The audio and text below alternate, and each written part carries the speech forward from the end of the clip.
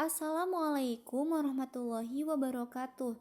Saya Risma Aprilia dari tingkat 1B dengan NIM P17324291060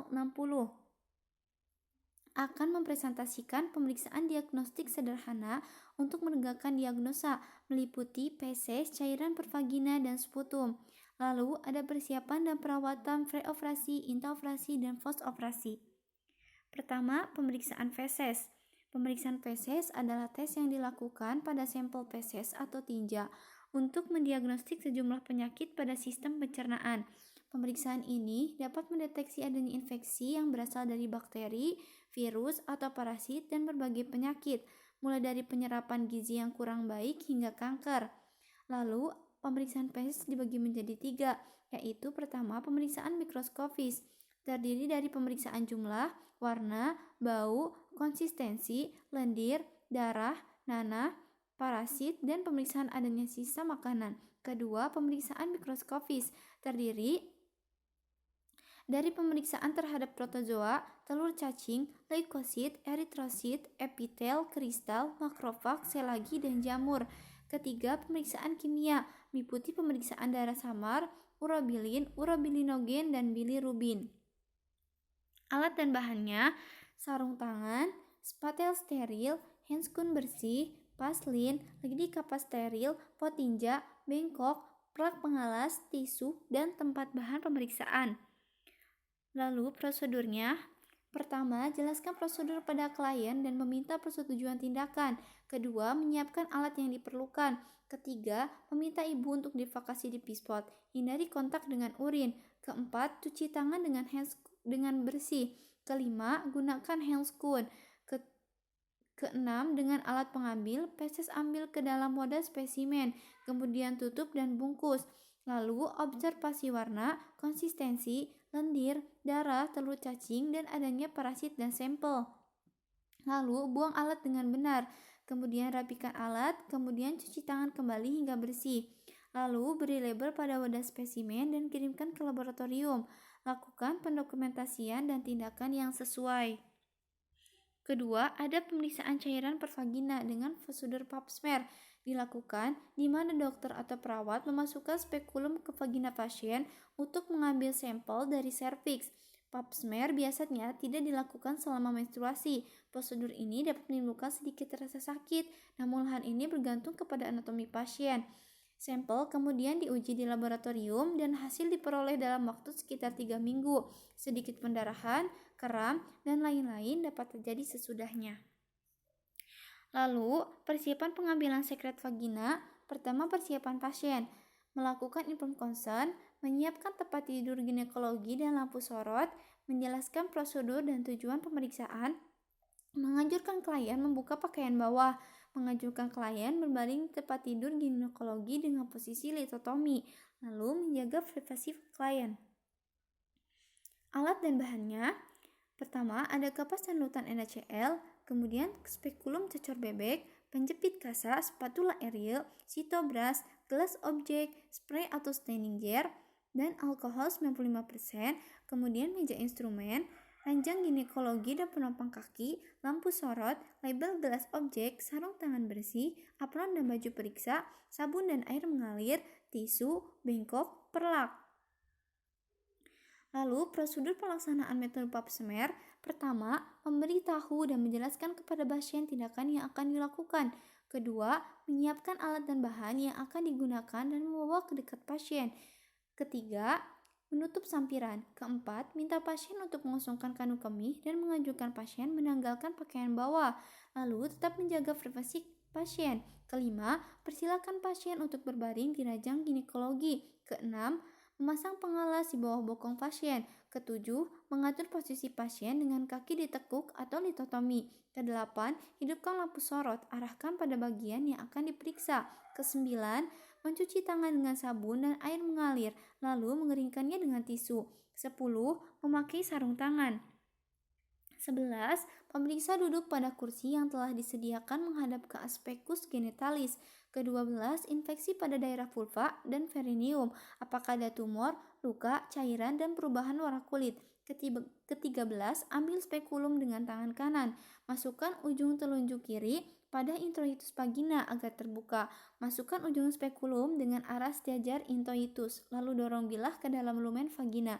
Ke-14, setelah masuk setengah panjang bilah, putar spekulum 90 derajat hingga tangkainya ke bawah. Kemudian atur bilah atas dan bawah dengan membuka kunci pengatur bilah atas bawah hingga masing-masing bilah menyentuh dinding atas dan bawah vagina. Ke-15, tekan pengungkit bilah sehingga lumen vagina dan porsio tampak jelas. Perhatikan ukuran dan warna porsio. Kemudian jika sekret vagina ditemukan banyak, bersihkan secara hati-hati supaya pengambilan epitel tidak terganggu. Ke-17, melakukan pengambilan sampel pada permukaan porsio dengan menggunakan spatula Erie yang diputar 360 derajat. 18. Mengusap sampel pada gelas objek dengan benar. 19. Melakukan pengambilan sampel endocervix menggunakan sitorblas dengan memutar 360 derajat sebanyak 1 atau 2 putaran. Kemudian 20. Mengusapkan pada gelas objek yang sama pada tempat yang berbeda dengan sampel yang pertama sehingga tidak sampai tertumpuk. Ke-21, sampel segera difiksasi sebelum mengering. Pertama, ada fiksasi basah. Fiksasi basah dibuat setelah sediaan diambil. Sewaktu sekret masih segar, dimasukkan ke dalam alkohol. Setelah difiksasi 30 menit, sediaan dapat diangkat dan dikeringkan serta dikirim dalam keadaan terendam cairan fiksasi. Ada fiksasi kering. Fiksasi kering dibuat setelah sediaan selesai diambil. Sewaktu sekret masih segar, disemprotkan hairspray sebanyak 2-4 kali semprotan. Kemudian keringkan sediaan dan membiarkannya di udara terbuka 5-10 menit. Lalu setelah kering, siap dikirimkan ke laboratorium untuk diperiksa. 22. Setelah pemeriksaan selesai, lepaskan pengungkit dan pengatur jarak bilah, kemudian keluarkan spekulum. Lalu letakkan spekulum pada tempat yang telah tersedia. 24. Pemeriksa berdiri untuk melakukan periksa bimanual untuk tentukan konsistensi porsio, besar arah uterus, serta keadaan parametrium. 25. Angkat tangan kiri dan dinding perut. Usapkan larutan NaCl pada bekas sekret atau cairan di dinding perut dan sekitar vulva atau perineum. Lalu 26. Beritahu ibu bahwa pemeriksaan telah selesai dan persilahkan ibu mengambil tempat duduk. 27. Kumpulkan semua peralatan dan lakukan dokumentasi. Buang sampah pada tempatnya dan lakukan dokumentasi sarung tangan. 28. Cuci tangan dengan sabun dan air mengalir, keringkan dengan tisu. 29. Jelaskan pada pasien tentang hasil pemeriksaan. 30. Catat hasil pemeriksaan pada rekam medis. Buat pengantar pemeriksaan ke ahli patologi anatomi.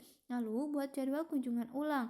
Kemudian persilahkan ibu ke ruang tunggu atau ke ruang tindakan. Kemudian ketiga, ada pemeriksaan sputum atau dahak. Alat dan bahannya, pertama sputum pot, tempat ludah. Kemudian botol bersih dan penutup. Kemudian handscoon, polmurin dan etiket, perlak pengalas, bengkok dan tisu, desinfektan dan alat pengusap, atau sabun cair dan air. Label yang berisi lengkap, obat kumur. Prosedurnya, pertama, jelaskan kepada klien apa yang akan dilakukan, kemudian siapkan alat dan bahan yang akan digunakan, kemudian jaga privasi klien dengan memasang sampiran dan meminta orang yang tidak berkepentingan keluar, lalu mengatur posisi duduk, posisi polar atau semi polar, kemudian memasang perlak dan pengalas di bawah dagu klien dan menyiapkan bengkok, kemudian cuci tangan dan observasi prosedur pengendalian infeksi. Kemudian gunakan handscoon, minta klien untuk memegang bagian luar wadah sputum.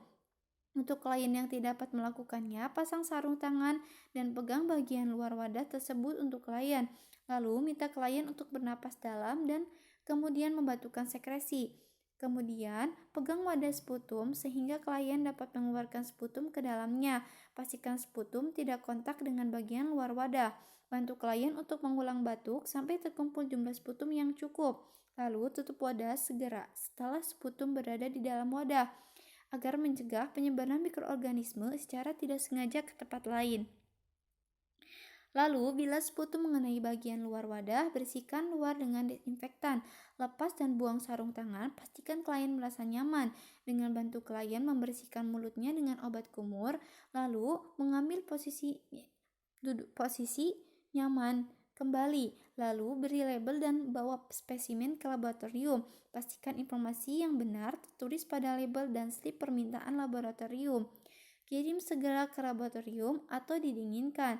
Lalu, dokumentasikan semua informasi yang relevan, meliputi jumlah, warna, konsistensi, lengket, kental, encer.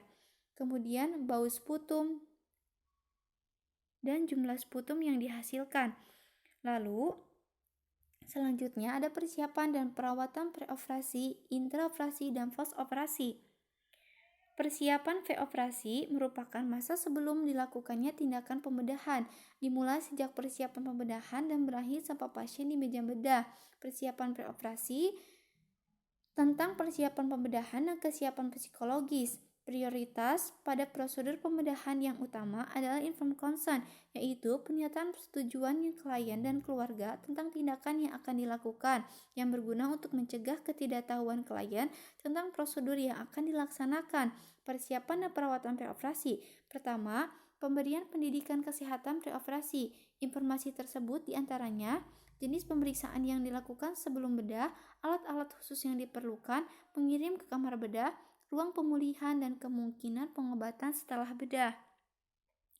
Kedua, kebersihan lambung dan kolon. Lambung dan kolon harus dibersihkan terlebih dahulu. Tindakan yang bisa diberikan diantaranya pasien dipuasakan. Lamanya puasa sekitar 7-8 jam. Tujuannya untuk menghindari aspirasi masuknya cairan lambung ke paru-paru dan menghindari kontaminasi feses ke area pembedahan sehingga menghindarkan terjadinya infeksi pasca pembedahan. Kemudian ketiga ada pemeriksaan kulit, membebaskan daerah yang akan dibedah dari mikroorganisme dengan cara menyiram kulit dengan sabun hexaloforin atau sejenisnya. Bila pada kulit terdapat rambut, maka harus dicukur. Keempat, latihan mobilitas. Tujuannya untuk mencegah komplikasi sirkulasi dekubitus serta mengurangi rasa nyeri. Kelima, pencegahan cedera. Tujuannya untuk mengurangi risiko terjadinya cedera. Lalu, status kesehatan fisik secara umum. Status kesehatan fisik secara umum meliputi identitas klien, riwayat penyakit, seperti kesehatan masa lalu, riwayat kesehatan keluarga, pemeriksaan fisik diantaranya, status hemodinamika, kardiovaskuler, pernafasan, fungsi ginjal dan hepatik, fungsi endokrin, fungsi imunologi, dan lain-lain. Lalu, latihan napas dalam bermanfaat untuk memperingankan keluhan saat terjadi sesak napas sebagai salah satu teknik relaksasi dan memaksimalkan suplai oksigen ke jaringan. Tarik napas yang benar adalah tarik napas melalui hidung secara maksimal, kemudian tahan 1-2 detik. Keluarkan secara perlahan dari mulut. Kemudian ada batuk efektif. Caranya, tarik menafas dalam 4-5 kali. Pada tarikan selanjutnya, nafas ditahan 1-2 detik. Angkat bahu dan dada dilonggarkan, serta batukan dengan kuat. Lakukan 4 kali setiap batuk efektif. Lalu, perhatikan kondisi klien. Lalu, pemeriksaan penunjang. Yang dimaksudkan adalah berbagai pemeriksaan radiologi, laboratorium, seperti massa perdarahan, pembekuan darah pasien, elektrolit serum, hemoglobin, protein darah, dan hasil pemeriksaan radiologi berupa fototoraks, EKG, dan ECG. Lalu persiapan dan perawatan intraoperasi. Hal yang perlu dikaji dan intrabedah adalah pengaturan posisi berpasien. Berbagai masalah yang terjadi selama pembedahan mencakup aspek pemantauan fisiologis berupa tanda vital, kardiovaskuler, keseimbangan cairan, dan pernafasan. Selain itu, dilakukan pengkajian terhadap tim, instrumen pembedahan, serta anestesi yang diberikan. Persiapan intraoperasi, pertama, menggunakan baju seragam bedah. Kedua, mencuci tangan sebelum pembedahan. Ketiga, menerima pasien di daerah bedah. Keempat, pengiriman dan pengaturan posisi ke kamar bedah. Kelima, pembersihan dan persiapan kulit. Keenam, penutupan daerah steril. Ketujuh, pelaksanaan anestesi. Kedelapan, pelaksanaan pembedahan. Lalu persiapan dan perawatan postoperasi. Postoperasi, masa setelah dilakukan pembedahan yang dimulai sejak pasien memasuki ruang pemulihan dan berakhir sampai evaluasi selanjutnya. Setelah tindakan pembedahan, beberapa hal yang perlu dikaji diantaranya status kesadaran, kualitas jalan nafas, sirkulasi dan perubahan tanda vital lain, keseimbangan elektrolit, kardiovaskuler, lokasi daerah pembedahan dan sekitarnya, serta alat-alat yang digunakan dalam pembedahan. Lalu, perawatan post-operasi pertama meningkatkan proses penyembuhan luka dan mengurangi rasa nyeri. Amati kondisi luka dan jahitannya. Pastikan luka tidak mengalami perdarahan abnormal. Observasi untuk mencegah komplikasi lebih lanjut. Kedua, mempertahankan respirasi yang sempurna dengan latihan nafas. Ketiga, mempertahankan sirkulasi. Pasien dilihat agar tidak duduk terlalu lama dan harus meninggikan kaki pada tempat duduk, guna untuk memperlancar pena. Keempat, mempertahankan keseimbangan cairan dan elektrolit dengan memberikan cairan sesuai kebutuhan pasien, serta mempertahankan nutrisi yang cukup. Kelima, mempertahankan eliminasi dengan mempertahankan asupan dan output, serta mencegah terjadinya retensi urin. Kemudian, merencanakan kepulangan pasien dan memberikan informasi kepada klien dan keluarganya tentang hal-hal yang perlu dihindari dan dilakukan sehubungan dengan kondisi atau penyakitnya semasa post-operasi. Terima kasih. Wassalamualaikum warahmatullahi wabarakatuh.